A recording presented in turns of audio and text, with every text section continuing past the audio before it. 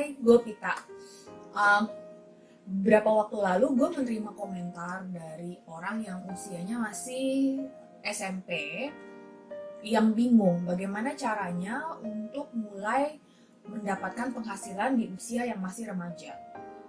Ini sesuatu yang bisa dimengerti sih, karena berapapun usianya pasti kita ingin punya kemampuan bisa menghasilkan uang sendiri sehingga menjadi independen. Tentu saja di luar sana kita melihat berita soal anak remaja yang dapat uang banyak dari jadi sebagai artis atau anak artis, kemudian jadi bintang media sosial. Ya, tapi ya let's be real. Untuk menjadi level seperti itu, tidak banyak orang yang berkesempatan dan tidak mudah. Jadi kali ini kita akan ngomong mengenai berbagai kesempatan mendapatkan penghasilan bagi remaja yang hidupnya di dunia nyata atau dalam kehidupan sehari-hari.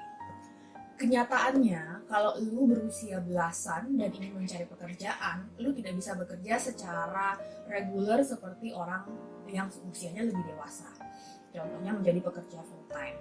Karena rata-rata bisnis itu tidak berani mempekerjakan karyawan yang belum punya KTP atau yang usianya terlalu muda, karena mereka takut dengan resiko dituduh mempekerjakan anak di bawah umur. Dan kalau lu usianya remaja juga lu belum bisa berinvestasi di instrumen investasi secara konvensional, karena di usia tersebut seseorang dianggap belum dewasa dan tidak bisa membuka rekening sendiri di bank atau aset manajemen tanpa pengawasan orang tua. Tapi bukan berarti seorang remaja tidak bisa mendapatkan penghasilan, karena tidak ada peraturan yang menghalangi seseorang berapapun usianya untuk berbisnis atau menjual jasa dan barang. Jadi, cara paling jitu seorang remaja untuk mencari penghasilan tambahan adalah dengan menjadi entrepreneur.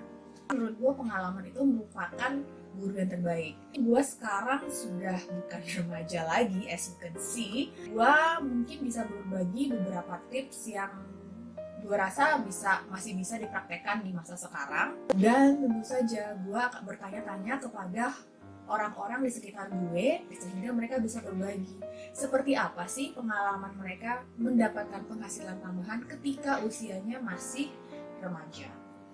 Nah, ini adalah beberapa tips yang mereka bagikan. Yang pertama itu adalah berjualan makanan dan minuman. Ini sebenarnya cara yang paling sering digunakan dan yang sebenarnya paling cepat menghasilkan.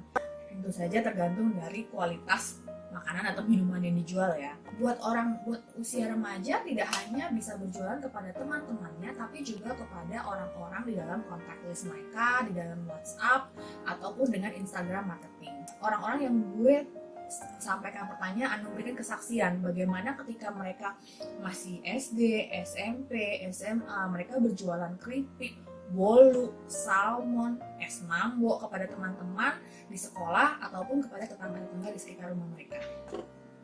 Menyewakan barang milik mereka kepada teman. Ini sesuatu sebenarnya gue nggak tahu masih bisa applicable nggak ya untuk anak-anak sekarang. Karena ini sesuatu yang tahun 90-an sekali. Pada masa itu, kalau untuk membaca buku atau majalah, seseorang itu harus membelinya secara fisik. Tapi tidak semua orang mampu atau tidak semua orang diizinkan oleh orang tua mereka untuk membeli majalah atau buku atau CD atau DVD. Remember that? Banyak teman gue yang orang tua tentu saja lebih murah hati punya ide untuk menyewakan barang-barang mereka kepada teman-teman mereka dengan bayaran tertentu. Itu sebabnya kalau lu punya koleksi barang atau benda-benda tertentu yang banyak peminatnya, mungkin lu bisa membuka penyewaan untuk teman-teman lu. Tapi tentu saja lu harus siap dengan resiko. Yang namanya menyewakan barang, tentu saja tidak semua orang itu bisa bertanggung jawab. Harus siap dengan resiko barang yang dipinjamkan rusak atau hilang. Yang ketiga, tips yang ketiga itu adalah menjual hasil karya tangan. Kalau lu seorang remaja yang punya bakat menggambar, maka lu bisa menjual gambar lu kepada orang lain. Temen gue bercerita bahwa anaknya yang usia SMP menjual sketsa atau ilustrasi sesuai dengan pesanan dengan harga berkisar antara 50.000 hingga 400.000 rupiah per piece. Jadi pesanannya itu ya bisa berupa gambar wajah, gambar hewan peliharaan, atau gambar karakter superhero, anime. Tergantung, semua bisa disesuaikan dengan order yang dia terima. Anak temen gue ini cukup sukses dan kadang-kadang itu menyebabkan dia kewalahan untuk menerima pesanannya. Dia pun suka kadang-kadang menerima pesanan dari orang-orang yang berada di luar kota. Akhirnya temen gue pun harus tegas dan membantu dia menyaring pesanan yang dia terima.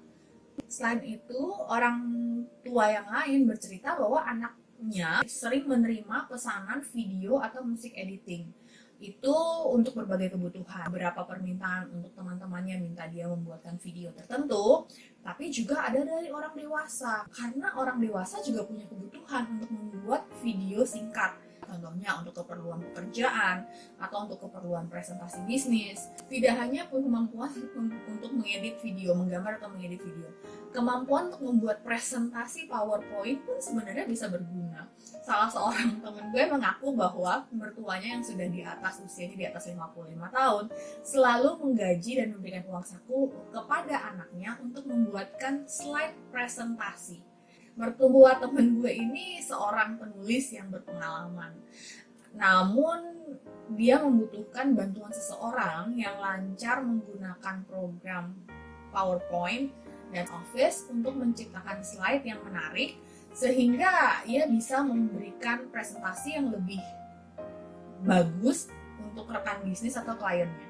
Ada juga teman gue bercerita di masa kecilnya, ia dulu menerima pesanan jahitan baju boneka dari teman-teman sekelasnya. Yang ketiga itu adalah resell barang. Ini sesuatu yang sebenarnya gue lakukan tapi juga dilakukan oleh keponakan gue.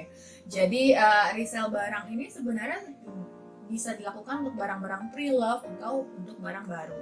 Nah, terkait dengan keponakan gue, dia rata-rata menjual barangnya itu barang-barang yang pre-love.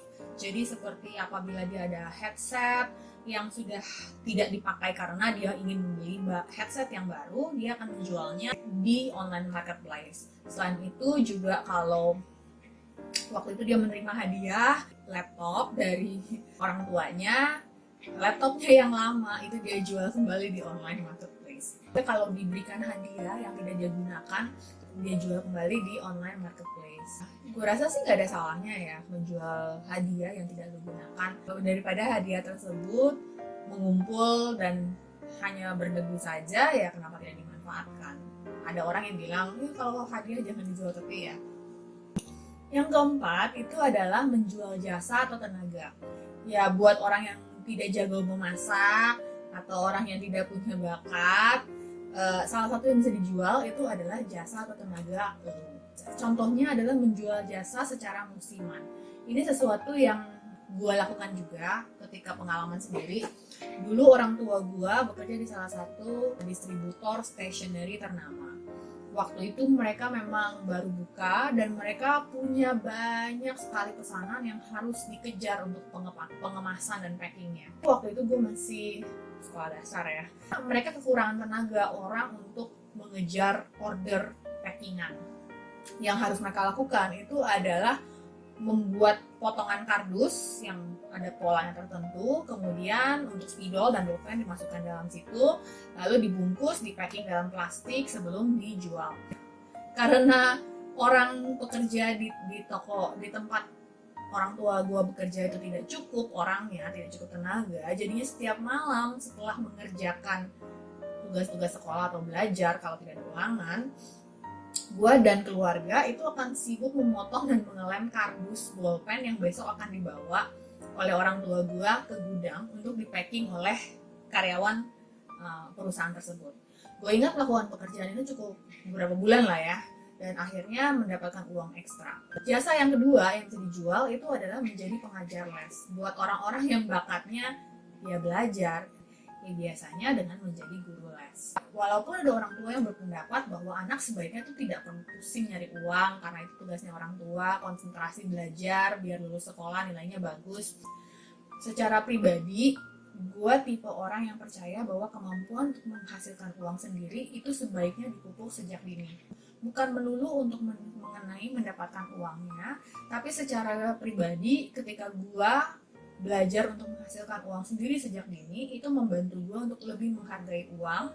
Terus pentingnya kerja keras, itu juga membangun kepercayaan diri gue serta membuka mata gue bahwa untuk dapat uang itu nggak mudah. Dan kita ketika melakukan hal-hal seperti ini, kita akan ketemu dengan namanya orang yang bisa nomor sadis, orang yang bisa akan berusaha menipu, dan bagaimana menghadapinya itu adalah survival skills yang kita harus pelajari juga di sooner or later. Bagaimana caranya bernegosiasi, memenuhi komitmen yang sudah dibuat kepada orang yang membayar uang kepada kita, dan lain-lain. Jadi, buat lo yang masih remaja, selamat memulai financial journey lo ya. Ingat, it's not about how much you make, it's about how you manage your money. Oh ya, generasi yang lebih tua dari remaja, mungkin lo juga bisa bagi-bagi tips bagaimana pengalaman kalian waktu pertama kali menghasilkan uang saat remaja. Oh, gak ada salahnya kan membantu generasi muda kita.